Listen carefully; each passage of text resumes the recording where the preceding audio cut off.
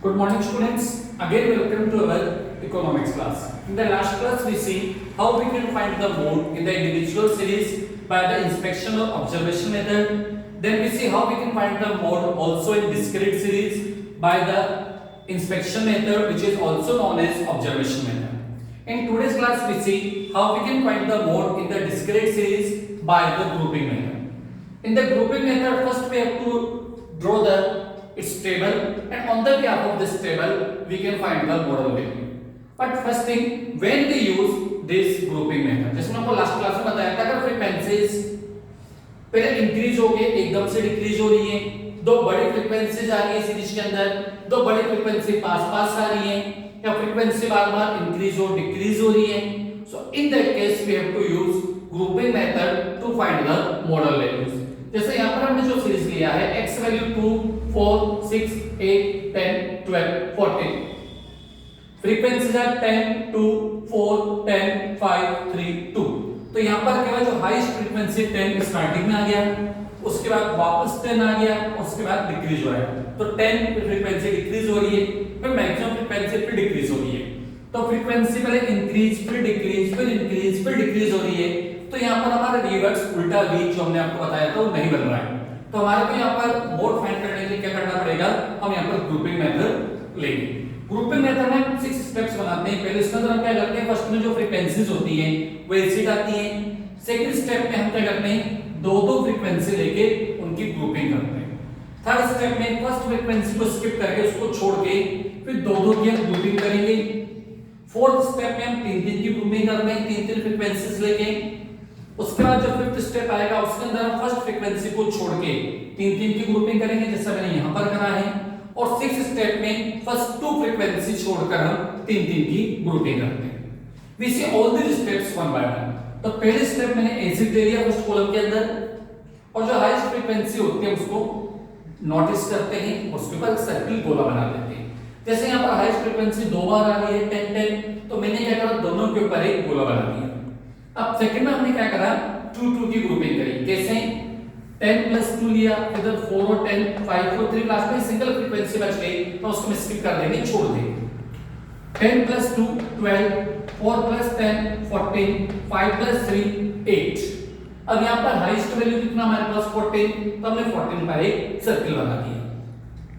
Third के अंदर हम क्या करेंगे, थर्ड कॉलम में फर्स्ट स्टेप को फर्स्ट फ्रीक्वेंसी को छोड़ के बाकी में दो की ग्रुपिंग करेंगे.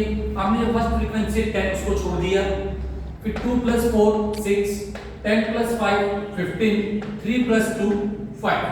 और यहाँ जो मैक्सिमम वैल्यू आ गई 15, हमने उसको डिनोट करा, उसके ऊपर हमने सर्किल बना दिया. अब जो फोर्थ कॉलम है, हमने फोर्थ कॉलम के अंदर क्या करा, तीन की ग्रुपिंग करी. स्टार्टिंग तीन फ्रीक्वेंसी का हमारे लिए 10 2 4, 10 प्लस 2 12, 12 प्लस 4 16. उसके बाद 10 5 3, 10 प्लस 5 15, और 15 प्लस 3 हमारे लिए क्या हो जाएगा यहाँ पर 10 प्लस 5 15, 15 प्लस 3 हमारे लिए क्या हो गया 18. और मैक्सिमम वैल्यू क्या हुई यहाँ पर 18, तो हमने उसको डिनोट करा, उस पर हमने सर्किल बना दिया. अब फिफ्थ के अंदर हमने क्या करा, फर्स्ट फ्रीक्वेंसी को छोड़ के बाकी का हमने तीन की ग्रुपिंग बनाएंगे. जो फर्स्ट फ्रीक्वेंसी 10 हमने उसको छोड़ दिया. नेक्स्ट 3 का 2 4 10, their sum is 16, and then 5 3 2, their sum is 10. और जो मैक्सिमम क्या है हमारे पास 16 ज्यादा है हमारे पास, तो उसको हमने डिनोट करा, सर्किल बना दिया. अब 6 के अंदर हमने क्या करा, शुरू की दो फ्रीक्वेंसी छोड़ दी. नेक्स्ट 3 फ्रीक्वेंसी हमने 4 10 और 5, उसका सम करा 19. अब लास्ट में दो ही फ्रीक्वेंसी बन रही है और हमारे ग्रुप में तीन की करनी है, तो हम दो को भी छोड़ देंगे. तो यहाँ पर हमारे लिए सिंगल ग्रुप बना, और वही हमारे लिए क्या हो गया, हाईएस्ट वैल्यू. मैं फिर रिपीट करता हूं, पेपर आप देखना. फर्स्ट में जो हम फर्स्ट कॉलम में जो फ्रीक्वेंसी दे रखे हैं हम एसिड उन्हीं को लेंगे.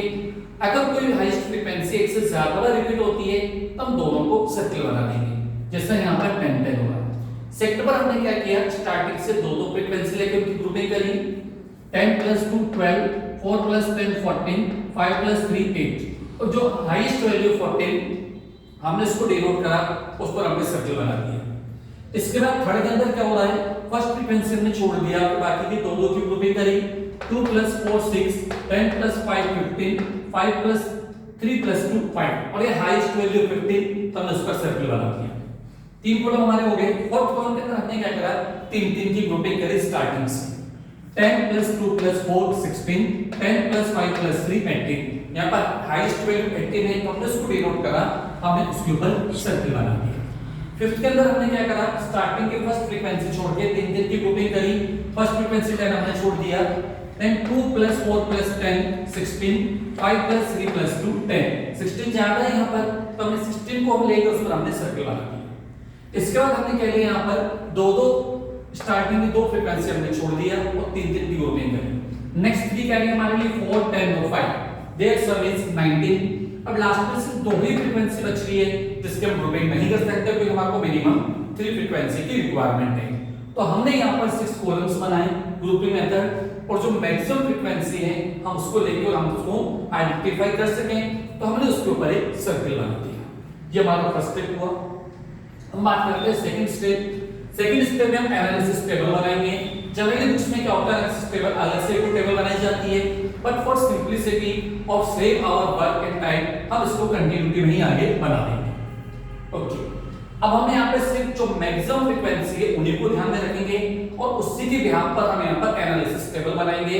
फर्स्ट में हम क्या करेंगे, को टेलीबार देंगे, उसके बाद उसकी वैल्यूज लिखेंगे। आप देखना पहली वैल्यू हमारे लिए क्या है, 10 किसको डिनोट कर रहा है, 2 को, तो 2 की लाइन के अंदर हमने टेलीबार दे दिया उसको। फिर अगेन 10 दोबारा हाईएस्ट है, ये किसको कर रहा है, 8 को, तो हमने उसकी लाइन पे यहां पर एक टेलीबार दे दिया, एक डंडा हमने खींच दिया। उसके बाद हम बात करते हैं यहाँ पर हाईएस्ट वैल्यू है 14 किसको बता रहा है, 6 और 8 को। तो हमने क्या करा, एक वैल्यू यहाँ पर 6 के लिए लिया और एक वैल्यू हमने यहाँ पर 8 के लिए लिया। नेक्स्ट के अंदर 15 आ रहा है, 15 कौन कौन से वैल्यू का सम है, 10 और 5 का, जो कि 8 और 10 को इंडिकेट कर रहा है। तो हम क्या करेंगे, एक वैल्यू 8 की लेंगे और एक वैल्यू हम 10 की लेंगे। हमने 8 लिया और एक हमने 10 लिया। ओके, अब इसके बाद हाईएस्ट है हमारे लिए 18, जो कि 8 10 और 12 को बता रहा है। तो हमने क्या करा, तीनों के लिए 8 10 और 12 ले लिया।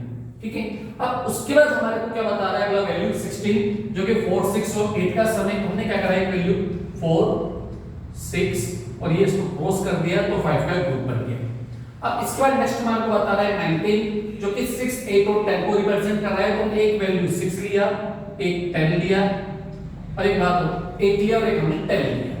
So by this way we give the tally bars to the different values. अब हम इनको काउंट करेंगे 1 1 3 6 3 और 1। अब यहाँ पर जो हाईएस्ट वैल्यू आ रहा है क्या आ रहा है हमारे लिए 6। इसकी लाइन में जो इसके सामने का x वैल्यू होगा, जो कि हमारे यहाँ पर 8 है, तो 8 हमारे लिए क्या हो गया, मोड। तो इसके जो आपका ग्रुपिंग है इसके दो पार्ट है आपके लिए। तो आपके लिए ग्रुपिंग टेबल बनाना और सेकंड उसका एनालिसिस टेबल बनाना। और एनालिसिस टेबल में जनरली केवल हम मिसिंग कर देते हैं, किसी वैल्यू को मिसजज कर देते हैं तो उसमें मिस्टेक होने के चांसेस रहती है। तो जो कॉपी के अंदर बनाओगे आप देखेंगे आपकी कॉपी में लाइन होती है, लाइंस खींची होती हैं, तो उसके अंदर आपके मिसिंग होने के चांसेस थोड़े कम होते हैं। तो जनरली उन्हीं कॉपी में इनको सोल्व करो जहां पर आपकी लाइन मिस हो। So by this way we can find the mode. अब एक क्वेश्चन नेचुरल सवाल के हमारे माइंड में आ सकता है कि अगर यहां पर दो वैल्यू इक्वल आ जाती, अगर दो बार 6 6 आ जाता तो क्या होता। उस सिचुएशन में हम क्या करते हैं, अगर दो बार 6 आता तो जो 6 वैल्यू है उसकी फ्रीक्वेंसी लेते हैं, जो फ्रीक्वेंसी वाले को मिल रही है उसकी प्रीवियस और नेक्स्ट फ्रीक्वेंसी को ऐड करते हैं। जैसे हमने थोड़ी देर पहले मान लिया कि यहां भी 6 है यहां भी 6 है, तो आपने पहले वाला 6 लिया जो 10 को रिप्रेजेंट कर रहा है, 10 की प्रीवियस फ्रीक्वेंसी 4 बाद वाली 5, तो 10 + 4 + 5 = 19। हमें यहां पर अगर 6 एज्यूम कर लेंगे तो क्या हमारे पास आ रहा है 5 की पहले वाली फ्रीक्वेंसी 10 और बाद वाली 3, सो 5 + 10 + 3 18। अब 19 ज्यादा है तो उस सिचुएशन में भी मोड हमारा 80 निकलेगा। अब इन एनी केस बहुत रेयर कंडीशंस होती है अगर इनका सम भी बराबर आ जाए, जैसे आपने यहां पर 6 6 एज्यूम करा और आपने उसकी जो फ्रीक्वेंसी उसकी पहले और बाद वाली फ्रीक्वेंसी ली उसका सम करा, अगर सम भी इक्वल आ जाता है so in that case it's a dual mode series. हमारे लिए क्या होगा, ड्यूल मोड सीरीज की ऐसी सीरीज जिसके अंदर दो मोड है। So in today's class we study how we can find the mode in the discrete series or by the grouping method. In the next class we study how we can find the mode in the continuous series, first by the inspection method and then by the grouping method. Thank you.